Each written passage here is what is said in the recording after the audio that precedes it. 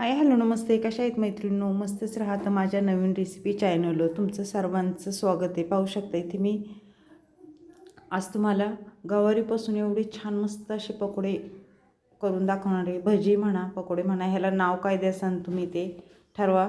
मी काय ह्याला नाव दिलेले नाही आहे. तर पाहू शकता मैत्रिणींनो, इथे मी कवळी कवळी एकदम गवार घेतलेली आहे. एकदम कवळी गवार आहे बघा. तर ह्या गवारीची आपल्याला ही पुढची आहे ना, टोकं काढून घ्यायच्यात, मागची पुढची अशा पद्धतीने फक्त टोकं काढून घ्यायच्यात. अख्खीच गवार आपल्याला ठेवायची, ही संपूर्ण तुकडे करायचे नाही जरा पण. तर आता हे सर्व मी पुढचं मागचं काढून घेते आणि मग मी तुम्हाला दाखवते. कारण सगळी जर गवार निसत बसलं तर खूप मोठा व्हिडिओ होतो, त्याच्यामुळे मी थोडीच तुम्हाला करून दाखवणार आहे. तर पाहू शकता मैत्रिणींनो, सर्व मी मागची पुढची टोकं काढून घेतलेली आहेत. आता ही गवार मी स्वच्छ पाण्याने धुवून घेणार आहे. चॅनलला कोणी नवीन असेल तर लाईक सबस्क्राईब करायला विसरू नका. छान छान कमेंट करा. व्हिडिओ कुठून पाहताय कमेंट करून नक्कीच सांगा. व्हिडिओ आवडला तर नातेवाईकांना मैत्रिणींना शेअर करा.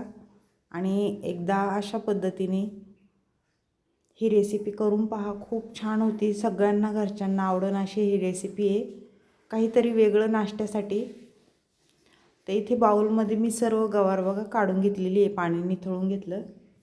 आता ह्या गवारीमध्ये आपल्याला मीठ टाकून घ्यायचे. अगदी झटपट होणारी आहे, टेस्टी आहे. थोडंसं मीठ टाकून घेऊया सगळीकडून. आपण कसं दरवेळेस कांदा भजी, बटाटा भजी ते खाऊन कंटाळा येतो, तर अशा पद्धतीने तुम्ही नक्कीच करून पहा. थोडी हळद टाकून घेतली.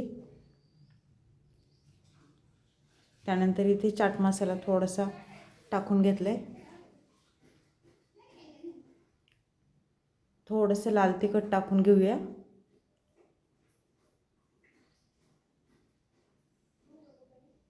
आणि त्यानंतर इथे थोडंसं कैरीचं चूर्ण आहे बघा, हे ते टाकून दिले मी. चटपटीत खायला कसं चटपटीत लागतं, त्या मसाल्याने खूप छान टेस्टी येते. आता 2 चमचे आपल्याला इथे बेसन पीठ टाकून घ्यायचे बघा. छोटे चमचे आहे, फक्त 2 चमचे टाकून घ्यायचे, जास्त काही टाकायचं नाही आपल्याला बेसन पीठ. आणि हे चमच्यानेच आपल्याला जरा मिक्स करून घ्यायचे अशा पद्धतीने.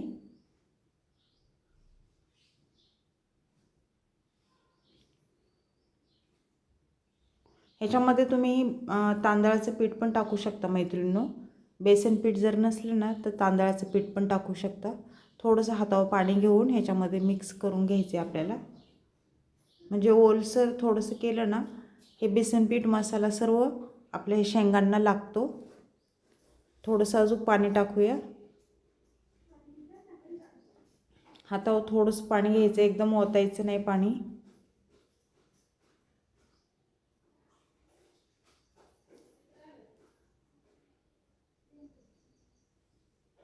लाईक करायला विसरू नका मैत्रिणींनो. व्हिडिओ पाहता पाहता एक लाईक नक्कीच झालं पाहिजे. तर सर्व छान मिक्स करून घेतलेले आहे, बघू शकता. याला काही जास्त साहित्य लागत नाही, थोड्या साहित्यामध्येच ही चटपटीत ही रेसिपी आपली होऊन जाते नाश्त्याची. इथे गॅस पेटवून घेते मी आणि गॅसवर मी कढई ठेवून घेते बघा. कढई गरम झाल्याच्या नंतर आपल्याला त्याच्यामध्ये तेल टाकून घ्यायचे.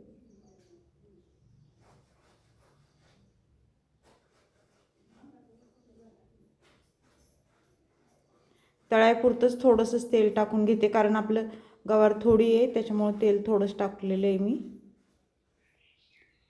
तेल गरम झालं की एक एक शेंग आपल्याला त्याच्यामध्ये सोडून द्यायची तेलावर.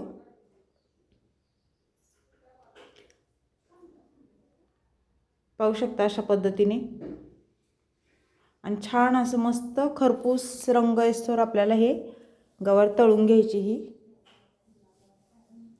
खूप छान लागतं मैत्रिणींनो, ही खायला कुरकुरीत असं मस्त. चहासोबत तुम्ही नाश्त्याला बनवू शकता किंवा आधीमध्ये वेळेला पण करू शकता. आणि पाहुणे आल्यावर पण बनवू शकता. हे पाहुणे तर खूप खुश होतील असं बनवलं की.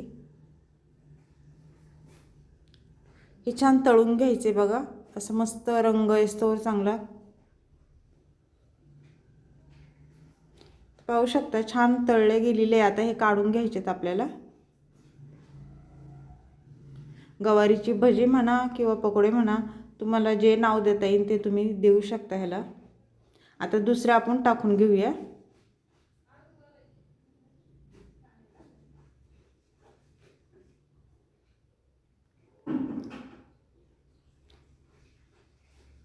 मैत्रिणींनो, तुम्ही अशा पद्धतीने बनवली आहे का गवारीची ही भजी? मला कमेंट करून नक्कीच सांगा। नसन बनवली तर व्हिडिओ संपल्या लगेच करायला घ्या। चटपटीत गवारीची भजी ही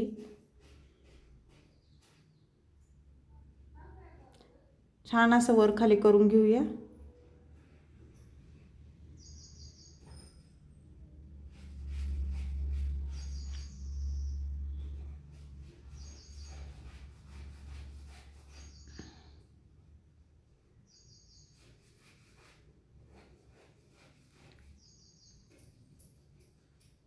पाहू शकता मस्त तळले गेलेले आहे। रंग पण खूप छान आलेले आहे। आता ते काढून घ्यायचे आपल्याला।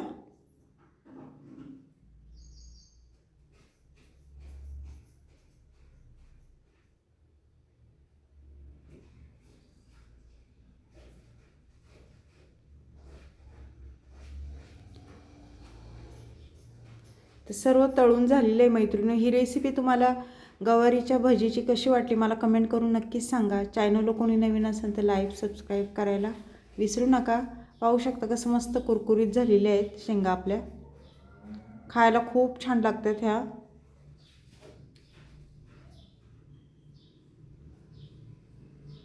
तर अशीच रेसिपी घेऊन मी पुन्हा हजर होईन मैत्रिणींनो। तोपर्यंत सर्वांना बाय। आणि ही एकदा करून बघा, खूप छान होती, झटपट होती, सगळ्यांना आवडेल अशी आहे। पुन्हा भेटू आपण दुसऱ्या रेसिपीसोबत।